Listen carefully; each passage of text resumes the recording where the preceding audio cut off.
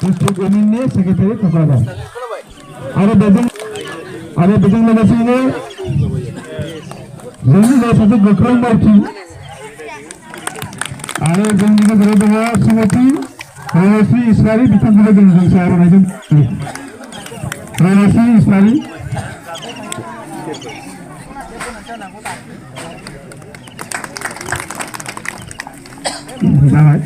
Dan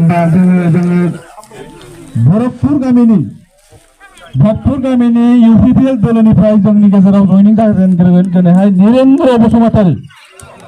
बिथाङा जाहैबाय BCDC नि मेम्बार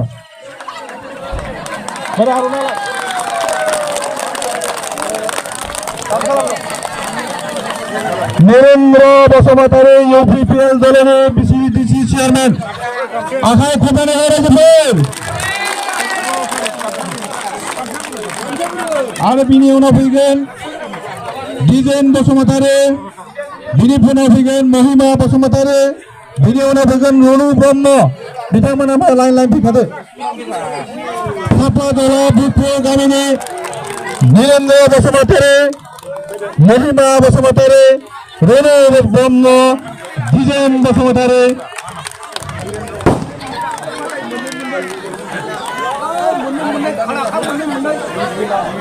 गासिबो बिथांमोना साफा फैजोबदो आङो नाम मख'नोसै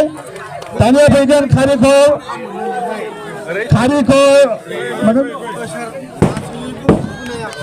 गौतमबिल लेमन नार्जारी रहेला नार्जारी रतन बसुमतारी बेनि उनाव थाफ्लाजरा जियारजाना क्लाब सान्ताली सेल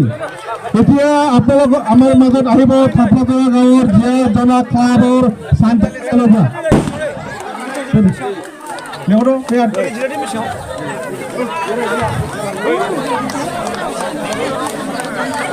ইয়াত আছে সুজিত টুডু সুভাষ হেমব্ৰম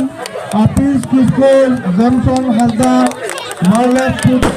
সিমন হেমব্ৰম ৰাজকুমাৰ হাজদা অশোক কিশোৰ কৃষ্ণ মাৰ্ডে সুখল মুর্মু জীবন বাস্কে লক্ষ্মণ মুর্মু সন্তোষ মার্ডে মাসাই হাজদা সুনিরাম পুরাই ফিলিপ হেমব্রম दङ इउथ ग्रुपनिफ्राय थाफ्लाजरा भक्तपुरनिफ्राय मिथिंगा बसुमतारी महिलाल मुसाहारि विवेक बसुमतारी बिताल ब्रह्म जोंसार मुसाहारि जरियान बर' अर्गेन बसुमतारी विजय बसुमतारी नादालु बसुमतारी पुंजा बसुमतारी उत्तम बसुमतारी बिनिफ्राय सेक्रेटारिनिफ्राय दङ मामु बसुमतारी रनिमा नार्जारी 2 नं सेक्रेटारिनिफ्राय दङ हाजा बर' माइकेल बर' रमला बर' रनिमजा बर' बिबुंसार बर' पार्बती बर' बेनिफ्राय 2 नं थाफ्लाजरानिफ्राय दङ गान्दारा बर' सुवास बर'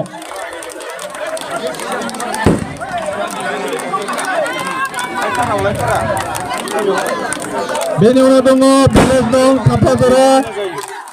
बीरगंजनिफ्राय दङ बिष्णु मुर्मु गणेश मार्दे गणेश सोरेन सफल किस्कु ठाकुर मुर्मु राम सोरेन राजेन मार्दे रविलाल सेन रविलाल मार्दे लेवेन मार्दे मफला टुडु जन सोरेन मंगस बेसरा रश्मि हाजदा लक्ष्मी हेमब्रम सकुल सोरेन बुद्राय मुर्मु जेपी भीमा मुर्मु पूर्णिमा मार्दे सायन मुर्मु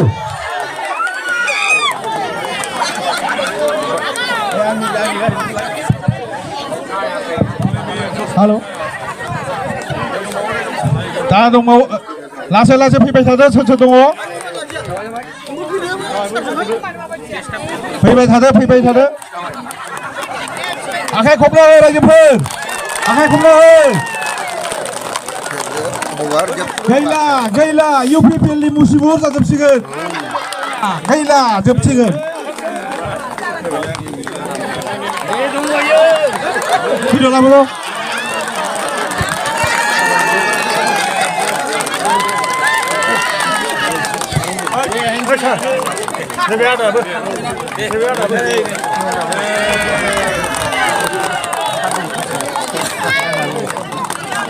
Video deh.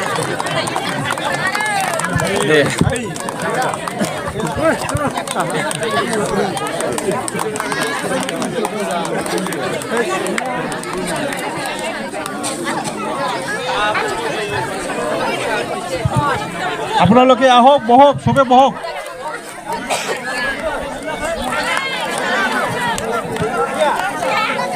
सामलाम जोबोद मोजां जाबाय नङा होमबा ओइबार खुनु खोथा गैला नङा होमबा जाथारबाय बेसाराफोर दा बुजिबाय नायनायदोंमोन गोदै ना गोबाब थांनाय नायबाय साखि नायबाय नंगौ बेसाराफोरा बिसोरबो थिगैनो दं किजान मोजां जामारगोनलाय सानदोंमोन दा गासिबो बुजिजोब्बाय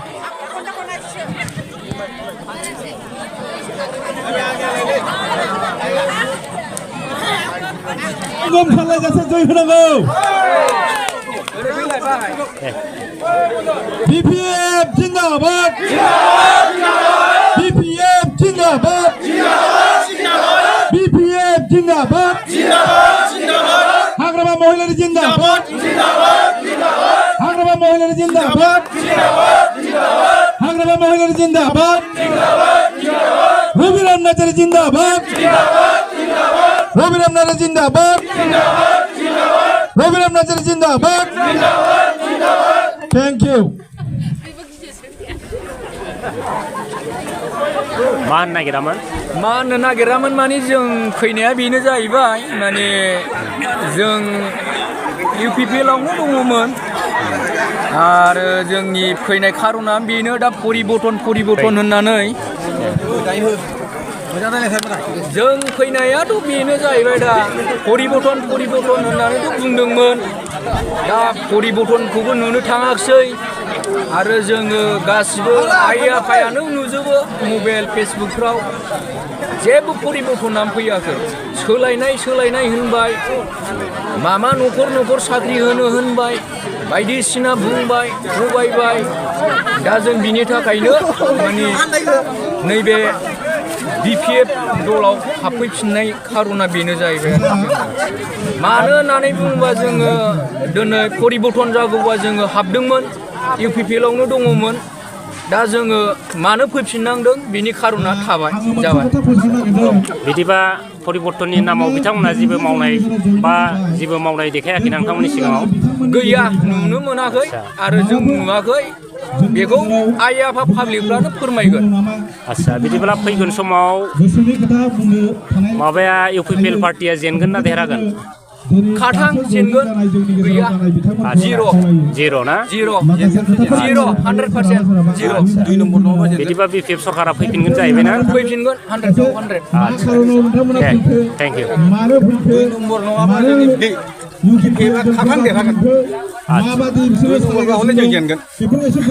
जाबाय बेनो नुखाजोबो आरो दा जोङो बे BPF हान्जा गोजामखौनो जुदि बुरखांफिनाबा जोंनि BTCआ थेर बेथेर जाजोबगोन बेनिखायनो नांगौ जानायाव जोंहा बे गोजामखौनो गाज्रिबाबो मोजांबाबो बुरखांफिनथारनांगौ दा आंनि बुंनांगौ बाथ्राया बेनो आरो बोसोर दैदेननायनि गेजेराव बे हादान थिङै रावखौबो होखाराखैमोन ना दा बे हादान थिङै खथ' गाबस्रावनांदों दा बेनिखायनो मानसिफ्रा दुखु मोननानै जानो हागौ बे बारावहाय आरो होनाय नंला मानो होनब्ला हादानावबो होखारजाबाय आरो दानो बाल्य बिबाह ना बहायबो गाज्रि मोनजाबाय ना बैसो खमाव हाबा जानायफ्राबो जेलाव थांनांबाय ओंखायनो आरो नंगौना जेलाव थांनांबाय हादानावबो माबाबाय आरो दा धोरोमावबो नांजाहोबाय ना बेनिखायनो जोंनि हाग्रामा सारनि आमोलावहाय मालाबाबो धोरोमावबो नांजायाखैमोन जाय जेखौ खुलुमो बेखौ खुलुमबाय था ना रावबो रावनिबो धोरोम सायाव नांजायाखैमोन दा हादानावबो होखारबाय गाबस्राव होबाय आरो उन्दै बैसोआवहाय हाबा जानायखौ हमै हमै जेलाव हरबाय बहायबो गाज्रि मोनजाबाय आरो दानि माबाफ्रा न' लुनायफ्राबो नायनो चेयारमेन मेम्बारफोरनि आसल प्रिय लोगो सिमेन्ट होनब्ला लाखि ना दाम खमनि लाखि सिमेन्टजों लुना होयो दा बहायबो मोनजाबाय आरो थाङोब्ला चेयारमेनफ्राबो मोजां बेबहार खालामा मेम्बारफ्राबो मोजां बेबहार खालामा बेनिखायनो दा मानसिफ्रा बयबो बे बिपिएफखौनो हामलायफिनबाय दा बेनिखायनो जोंनि बेयाव जेसेबांखि ज' जाफैनो हामबाय होनो बयखौबो आरो आंनि गोसो सिंनिफ्रायबो आङो बिपिएफनियावहायनो आङो मावखादोंमोन आंनि एनजिअ सेक्रेटारिमोन नालाय आङो फार्स्टआव लमेन नार्जारि आङो जोंनि चेयारमेना राजेश इस्लारिमोन आरो दा आङो मैया बेंटलाव थांदोंमोन दा आंनि फिसाजों रायज्लायदों खाम्फा बरग'रियाबो आङो फैनो होनना खबर हरदों दा माला फैयो मैया आं थांदोंमोन बेंटलावहाय दा जोंनि बे दानि एनजिअ दाखालि साख्रि मोननायाबो बेबोथ' बिपिएफनि आबलाव जाखानायखा ना 2000 सन 2 तारिख एप्रिलनिफ्राय जों बेखौ दाजेनदों ना मैया दाखालिनि माबा एपइन्टमेन्ट होनाया बेखौनो जों होदों होननानै बिसोरो नाम लाबायना खिन्थु खाम्फानि आमोलावनो डिपुटि चिफ आरो बे फरेस्ट मिनिस्टार आमोलावनो बियो बारायखानायखा दा बेनिखायनो आङो आगोलनिफ्रायनो बिपिएफआवहाय सापर्ट दंखायो खिन्थु नैबे दाखालिसो ना मानसिफ्रा परिबर्तन नांगौनिखाय आंबो थांब्रबदोंमोन आं दा बेखौनो बुंनानै दोनथ'बाय बयखौबो इसोरा आशिर्बाद होथोंसै धन्यबाद बे परिबर्तन होननानै आगोल मानसिफ्रा होख्रावदोंमोन बे बिथांमोनखौ आङो जिरायनानै बुंहरदों नोंसोरो बिपरित जागोन परिबर्तना बिपरित लाबोगोन नोंसोरो होननानै बुंदों आं मानो होनबा आर्मियाव 16 बोसोर आङो साख्रि मावनानै फैदों एसामिस रेजिमेन्टआव एसामिसनि साल बाल गासिबो आं मिथिगौ बिसोर माबायदि धरन आरो बे हेमन्त बिश्व शर्मा माने शर्मा जातियानो ओरैबायदि जघन्य जाति दा नै मैया दाख्लै आङो नुबावोबो बे मिडियायाव बे जोंनि बर'फोरखौ मावजिजोंसो रुजुदों मावजिजोंसो बुजिबाय ना बे नोंसोर रावबो मिथिया सोरबा नायना नाया बे निउसफोरखौ मावजिजों रुजुदों बर'खौ होमब्ला बे माखासे इउपिपिएल थानाय मानसिफ्रा बिसोर मावजि ना सोर बिसोर ना बिसोर हारसाफोर बिसोर लाजिया बिसोरो बर' जानानै अब्ला जोंनि बे समग्र जोंनि बिटिसि एरियायाव थानाय सावथाल बर' जेसेबां जातिफोर दं दिनैसिम सोरबा साख्रि मोनदों ने रावबो मोनाखै नंखायनो दा गोदान साख्रि लाबोदों गासिबो आसाम स्टेटनिफ्रायसो फैदों एसामिसफोरजों दा नंखायनो बिसोर अफिसावबो थांनो रोङा जेबो रोङा खिन्थु एसामिस भाषाखौबो मा बुंदों रायज्लायनो रोङा बिसोरो सोरबा बुंगोन बे लिखित बिनाव मोनसे कटिक भाषा दं बे कटिक लेंगुवेजखौ बिसोर बुजिया मानो होनबा आङो बिसोरजों 16-17 बोसोर साख्रि मावबोनायखाय आं मिथिगौ एसामिसआ मा जाति बिसोरो नंखायनो जे नोंथांमोना थांनो नाङा इउपिपिएलआव बे प्रमदखौथ' बुनानैसो देना गानांगौ साला अमाखौ हारा जानांगौ आरो फेरेंगाथ' 1 नाम्बार सैतान बियो आं नायबानो मोनथिखायो मानसिखौ आंनाव मोनसे बिबेक दङ आङो 17 बोसोर साख्रि मावबोनाय मानसिखौ नायबानो सिनायो आं मानसिया सोर माबायदि मानसि बियो बुजिबाय दा नंखायनो नोंथांमोना गासिबो ज' जा समग्र जोंनि बिटिसि सावथाल बर' बांगाल गासिबो ज' जानानै होखारनांगौ आरो बिनि साख्रिखौ जोंसो लानांगौ जबखौ बाखि आंहा मोननांगौ जेबो गैया बे उन जोलैयाव जोंनि गथ' गथायफ्रा गासैबो मावजोबनांगौ बेल'नो आंनि बुंनांगौआ ओंखायनो आं बुंदों बे जोंनि बे एरियानि मानसिफ्रानो गासिबो नांगालाव फैनांगौ आरो नांगालाव देरहाबोनांगौ आंहा जेबो जानांगौ गैया बाहाय आं बेखिनिखौनो बुंबाय नोंथांमोनखौ दा जाय मानसिफ्रा बिथांमोना फैदों जोंनि इउपिपिएलआव बिसोरबो सोरखौबा हामलायनाय थाबाय जोबोर मोजां आरो बे माखासे जायनाखि मानसिफ्रा बुजियाखै बे बिथांमोनाबो फैनांगौ मानो होनबा बे निउस लाबोनाय जोंनि आसामाव थानाय जोंनि बे बिटिसिआव थानाय मानसिखौ शर्माया मावजिजों रुजुदों लामायाव थाग्रा मावजि होननानै